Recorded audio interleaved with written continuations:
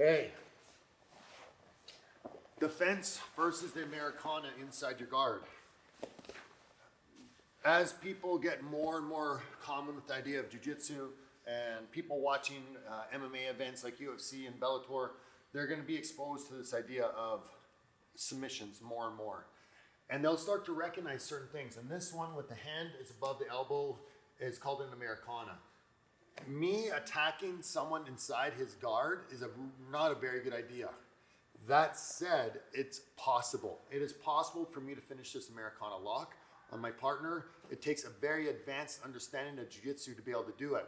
But for the layperson or someone that maybe I had mount and Thomas was able to escape and get to guard, but I still had the Americana, so it's just gonna map that out just a little bit. Say I was here and I started to sit at his arm, but as I was doing that, he started to get his guard in and I kept it. And his hand is still stuck. There is a bit of a threat here for him. So, a couple things that he needs to do. Let's get into a worse position. If he's flat on his back, that's going to be a problem. I'm going to have weight on my elbow. So just stay flat on your back and extend your arm. It's very difficult. Go again. He's trying to extend his arm out. Let's go again. It's very difficult because my elbow's on the floor, but also because he's flat on his back. The more he goes to his side, the stronger he's going to be, and then he can extend his arm and break the grip. He's going to bring his arm around the back of my head and connect his wrist. So now we're getting to a head and arm choke. The problem is it's not lined up very well. So he's now got to get his hips back underneath me to put pressure. So go ahead, squeeze. There. He can finish the choke from guard very, very easily. It's a good choke to do, but he just needs a little bit of tension. I will say, of all the submissions for a white belt, head and arm choke, along with maybe 2 or 3 others, are very finicky and they take some time to practice. But if he has this head and arm choke, a common thing for me to do is bring this arm around his head. So when I try to bring my weight forward, that's when he rolls me. Now, when he rolled, he landed beside my hips. He's going to turn his hip down, elbow on the floor, head on the floor, and he's going to squeeze. There you go. It's a very, very, very powerful, strong choke on top. But again, for beginners, you'll probably experience a little more of a neck crank. So we have to be careful about that.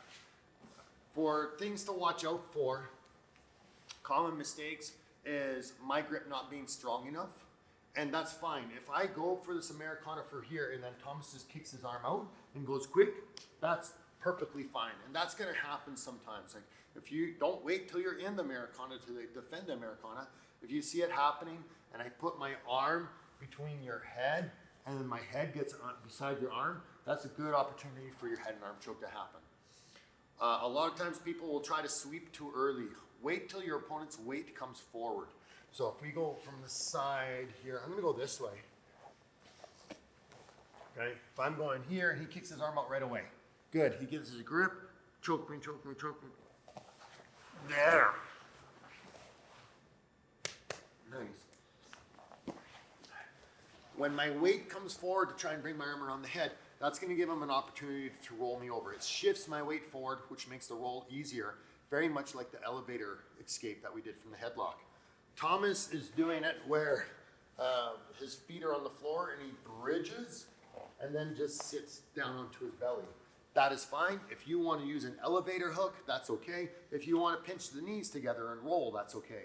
But what we want to try and do is land beside your partner. And what that's good for is it stops or makes it a lot more difficult my ability to roll. Okay? If Thomas lands in mount, I might be able to roll him and then we're back in guard right away. So landing beside me works really, really well. Lastly, do you know the variation where you put the knee in the back? No. All right. I'm going to coach him through it here. You're getting this. Elbows on the floor. Hips are down. Head is down. He's going to push into me to get me on my side.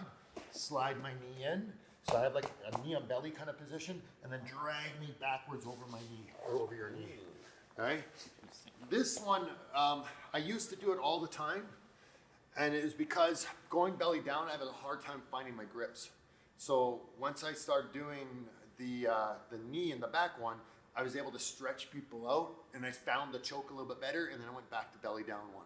Both are great ones to do now. I tend to go belly down, but just just because there's no real reason. So we're gonna say I have a tighter grip. He goes onto his side. Yeah, there, nice. I lean forward. He pushes. Maybe he's having a hard time. Good. And now pull me over your knee more, a little bit more, a little bit. There you go. Let's see what your posture looks like. Sit up a little bit. Yeah, I was wondering about that. This leg is back. So kick that leg back like you have knee on belly.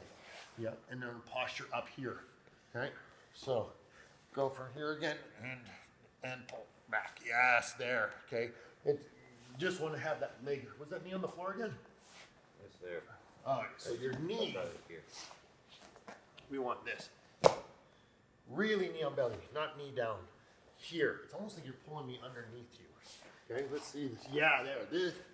This is gonna be here. I know it seems odd though, doesn't it? Yeah. I asked one of my instructors one time, like, why would you do it on your knee? And he said, what if you had a suit and you didn't want to get it dirty? I'm like, okay, that's plausible, but it's just a different variation. So if you like that one, push in, knee slides in, leg is up, drag them over your knee.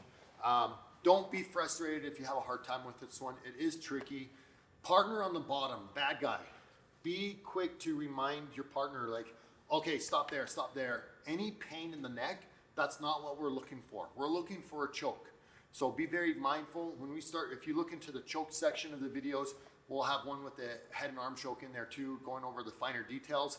But in the meantime, make sure you talk to your partner and say, no, a little bit later, or something's not lined up with on my neck. Let's go to that video on how they do the head and arm choke and let's fine tune it there, okay? But the idea of the sweep and the escape from the Americana, super duper important. Make sure you work that one, guys. Have fun.